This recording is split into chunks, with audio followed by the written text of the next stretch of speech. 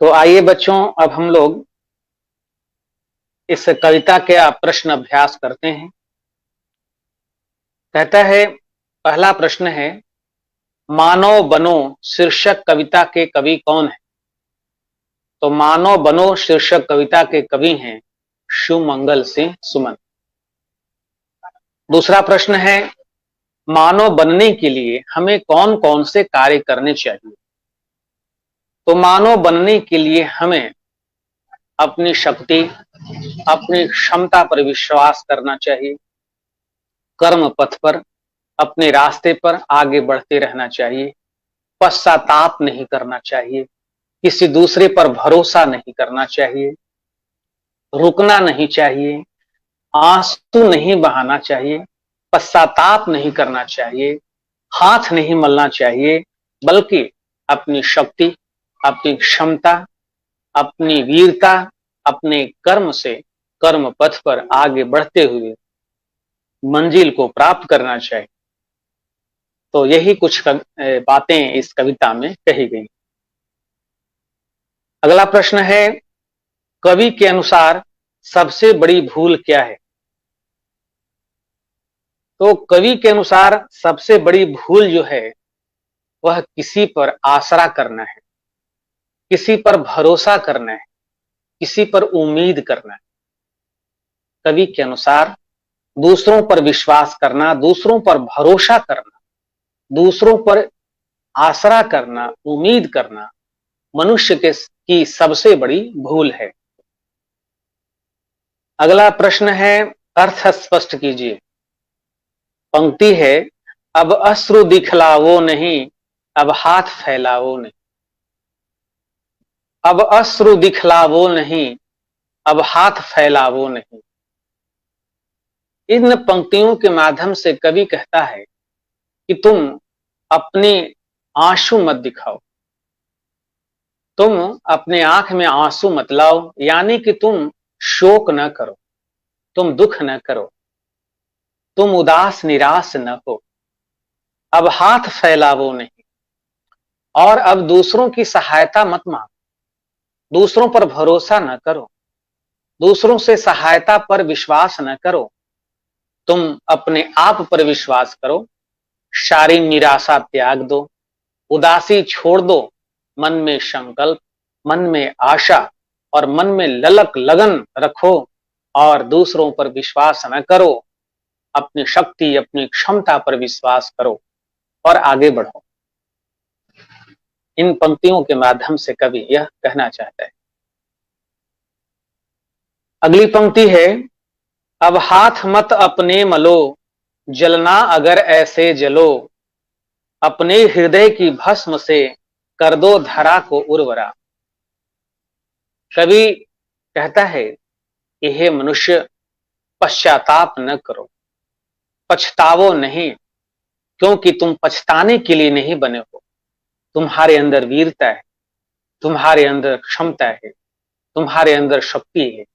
तुम उस शक्ति की अनुभूति करो, तुम अपनी क्षमता का एहसास करो, अपनी जो वीरता है उस पर विश्वास करो, भरोसा करो, खुद पर विश्वास करो, खुद की क्षमता पर विश्वास करो और दूसरों के सामने हाथ न फैलाओ। तुम अगर जलना चाहते हो तो तुम ऐसा जलो, तुम ऐसा कर्म करो वो जो देश हित में हो। तुम अपने आप को जलाकर अपनी भस्म से इस धरती को उर्वर बना दो, यानी कि तुम अपने कर्म से, तुम अपनी शक्ति से, तुम अपनी क्षमता से इस देश को सुंदर बना दो।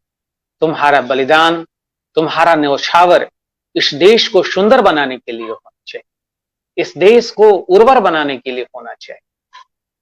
तो कवि इन पंक्तियों में यह कहना चाहता है कि मनुष्य को अपने कर्म से, अपने कौशल से देश की सेवा करनी चाहिए, देश की समृद्धि करनी चाहिए। देश को सुंदर बनाने के लिए उसे हर काम, हर कार्य करना चाहिए। अगला पाठ से आगे के प्रश्न हैं, मानव बनने की बात जो कवि द्वारा बताई गई है, इसके अतिरिक्त आप मानव में और कौन कौन सा गुण देखना चाहेंगे? तो इस कविता के में जो गुण मनुष्य के लिए बताया गया है, उसके अतिरिक्त मनुष्य में साहस होना चाहिए, वीरता का गुण होना चाहिए, सत्य के रास्ते पर चलना चाहिए, उसमें लगन हो, वह परिश्रमी उसे होना चाहिए, उसमें त्याग हो, उसमें परोपकार का गुण हो, उसमें अच्छाई और बुराई दोनों में भेद करने का गुण हो, देश प्रेम का गुण हो, देश सेवा का गुण हो, लोगों की भलाई करने का गुण हो। ये सारे गुण मनुष्य में होना चाहिए। अगला प्रश्न है, अगर कोई समस्या आपके सामने आती है तो इस समस्या का समाधान आप कैसे करते हैं? उदाहरण सहित समझाइए। यह प्रश्न मैं आपको गृह कार्य के रूप में दे रहा हूं। अगर कोई समस्या आपके सामने आती है तो इस समस्या का समाधान आप कैसे करते हैं? उदाहरण सहित समझाइए। कभी ऐसा हुआ होगा कि आपके साथ कोई समस्या आ गई होगी, आपके सामने कोई समस्या आ गई होगी, संकट आया होगा, आप उस संकट से उबरने के लिए, समस्या का समाधान करने के लिए आपने क्या किया? तो आप अपनी याद से इसका उत्तर जरूर लिखेंगे। मैं आपको थोड़ी सहायता इसमें करता हूं। उस समस्या के समाधान के लिए आप सोचे होंगे, विचार किए होंगे, बुद्धि का प्रयोग किए होंगे, इस समस्या के समाधान पर विचार किए होंगे। तो आप इसके आधार पर आप उस समस्या का समाधान किए, तो आप इसका उत्तर जरूर लिख लें। अगला प्रश्न है, मानव होने का अर्थ है अपने जीवन पर खुद का अधिकार। इस विचार की तर्कपूर्ण समीक्षा की। मानव होने का अर्थ ही है अपने जीवन पर खुद का अधिकार। सही है, मनुष्य को अपने खुद पर विश्वास करना चाहिए, खुद के जीवन पर विश्वास करना चाहिए, खुद के जीवन पर अधिकार उसका होना चाहिए। उसे किसी के आश्रय पर, किसी के भरोसा पर जीवन नहीं बिताना चाहिए। क्योंकि अगर मनुष्य दूसरों पर भरोसा करता है तो हो सकता है कि वह व्यक्ति जिस पर वह भरोसा करता है उसकी सहायता न करे, उसकी मदद न करे, उसे धोखा दे दे, बहाना कर दे। तो मनुष्य को अपने ऊपर विश्वास करना, अपने ऊपर भरोसा करना ज्यादा उचित है।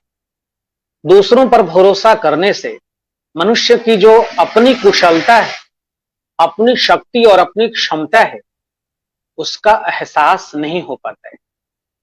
तो दूसरों पर विश्वास न करके अगर खुद पर विश्वास किया जाए, भरोसा किया जाए, तो खुद की जो शक्ति है, खुद की जो क्षमता है, उसका आप उपयोग कर सकते हैं। आपके अंदर कौशल का विकास हो सकता है, आपके अंदर आत्मविश्वास पैदा हो।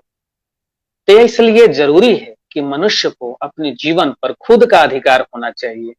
दूसरे के भरोसे पर, दूसरों की उम्मीद पर उसे विश्वास नहीं करना चाहिए। अगला प्रश्न है व्याकरण से। हाथ फैलाना एक मुहावरा है जिसका अर्थ होता है कुछ मांगना। हाथ फैलाना का अर्थ क्या होता है? कुछ मांगना। इस प्रकार शरीर के विभिन्न अंगों से जुड़े अनेक मुहावरे हैं। किन्हीं 5 मुहावरों को लिखकर उनका वाक्यों में प्रयोग कीजिए। शरीर के अंगों से जुड़े हुए कई मुहावरे हैं, जैसे आंखों का तारा होना। तो आंखों का तारा होना का मतलब होता है अत्यंत प्यारा। मोहन अपनी मां के आंखों का तारा है, ऐसा वाक्य हो सकता है। अगला है, हो सकता है हाथ बटाना। हाथ बटाना का मतलब मदद करना, सहायता करना। तो इसका हो सकता है कि ऐसा वाक्य बना सकते हैं, दूसरों की दूसरों को मदद करने में हाथ बटाना चाहिए। या गली की सफाई करने में हाथ बटाना जरूरी है। गली की सफाई करने में हाथ बटाना जरूरी है। यानी कि गली की सफाई करने में सहयोग करना जरूरी है। और कई प्रकार के हैं अंगों से जुड़े हुए मुहावरे, इन मुहावरों को भी आप चुन सकते हैं। तो इस तरह से कई मुहावरे हैं, उसको आप नोट करके और वाक्य में प्रयोग करके आप लाएंगे। तो इस तरह से आप मुहावरों का प्रयोग करके लाएंगे। अगला है, इन शब्दों के विपरीतार्थक शब्द लिखिए। शब्द है फैलाना।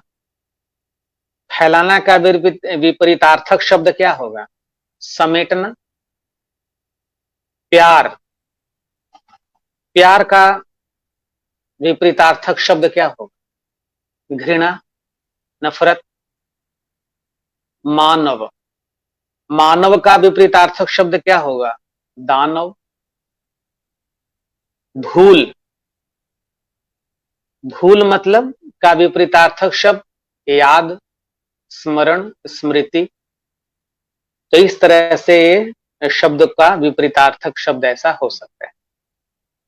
तो एक प्रश्न, अगर कोई समस्या आपके सामने हो आती है तो इस समस्या का समाधान आप कैसे करते हैं, यह। और दूसरा, अंगों से जुड़े हुए मुहावरों का प्रयोग करके आपको लाना है।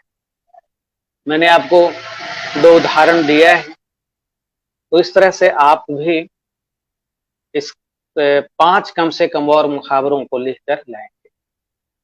तो बच्चों, यह कविता आपको अच्छी लगी होगी। यह कविता प्रेरक है, मनुष्य को संदेश देने वाली है। आपको भी इस कविता से संदेश मिला, ज्ञान मिला कि आपको भी मनुष्य के जैसा जो उसकी शक्ति है, उसकी जो क्षमता है, पहचान करना चाहिए। आपको भी दूसरों पर भरोसा नहीं करना चाहिए। आप अपने ऊपर भरोसा करिए, अब खुद पर विश्वास करिए, अपनी क्षमता और अपनी शक्ति पहचानिए और कुशलता का विकास करिए। आपके अंदर कौशल उत्पन्न होगा जब आप खुद से कार्य करें। तो बच्चों, इस तरह की सीख आपको मिली होगी इस कविता से। इस कविता को आप अच्छी तरह याद कर लेंगे और सस्वर वाचन करेंगे। तो बच्चों, अब मैं यह ऑनलाइन कक्षा यहीं समाप्त करूंगा। आप सबों को बहुत बहुत धन्यवाद, बहुत बहुत शुभकामनाएं। आप सबों को शुभ रात्रि।